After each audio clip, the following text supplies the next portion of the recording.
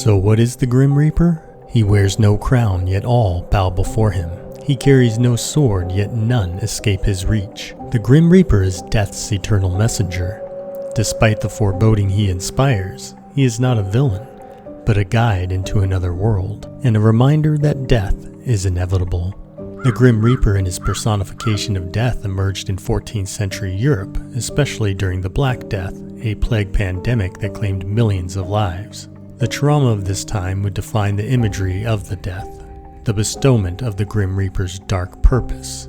Whether he was considered just a messenger of death or death itself, he formed in the minds of many as a terrifying omen. Earlier depictions of death were varied, sometimes skeletal, sometimes angelic, but the Reaper unified these into the hooded, scythe-wielding figure we know today. His look draws from medieval imagery: skeletons which symbolize decay, cloaks which represent concealment, and scythes denoting the harvest, though instead of harvesting crops, the Reaper harvests souls. These well-known symbols of his are all metaphors for the end of life. Sometimes he is also depicted with an hourglass, conveying the passage of time and the inevitability of death. And sometimes he rides a spectral steed, echoing the biblical figures from the Book of Revelation, the horsemen of the apocalypse. The Reaper's origins are rooted deep, though. In ancient Greece, Thanatos was the god of peaceful death. In Egypt, Anubis guided souls to the afterlife. The Grim Reaper is a modern echo of these psychopomps, beings who escort the dead from one realm to the next. His job, like others before him, is to collect souls and escort them to the afterlife. He doesn't judge, he simply arrives when your time is up. His scythe does not spill blood, but separates soul from body. He is the great equalizer. Rich or poor, young or old, all meet him in time. Throughout the ages, people have told tales of seeing the Grim Reaper all the way through modern times. Though he doesn't always quite have the same imagery as the medieval Grim Reaper, it seems a presence escorting the dead makes itself known to people all throughout the world. A nurse in a hospice in England reported seeing a tall, shadowy figure with a top hat standing at the foot of a dying patient's bed. It was late at night and she had entered the patient's room with her nursing assistant after investigating some footsteps she had heard. When they entered, the shadow turned towards them and then dissipated.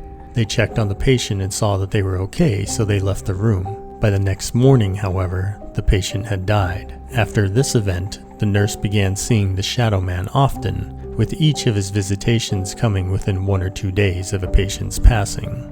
Another person claimed they didn't see him in physical form, but felt him when their grandfather was dying. Death was not a figure, but a palpable presence. This presence was emotionally attuned, quietly observant, and deeply respectful, waiting patiently as loved ones said goodbye. When the time came, it took the grandfather gently, leaving behind a feeling that was heavy yet warm, peaceful, and reminiscent of drifting into restful sleep. Another person encountered a mysterious figure resembling the Grim Reaper while walking through thick November fog near a weeping willow on a suburban green. Cloaked in black with a hood obscuring its face, the figure stood silently, staring. Filled with fear, they fled to a friend's house. Though others searched the area, no trace of the figure was found. The eerie encounter left a lasting impression, never repeated, but never forgotten. Past and present, and among many cultures, there are tales of death, or a messenger of death appearing to people. This usually precludes a mortal passing from this world, but occasionally a tale will tell of people tricking or bargaining with the Reaper, which did give rise to the phrase, cheating death. So are these true encounters, or projections of fear and inevitability? Is the Grim Reaper really just an escort to another world, or is he death itself? Is it something we can even define? Perhaps the Reaper is simply the presence felt in the silence after the last breath, or the stillness of a room where time has run out.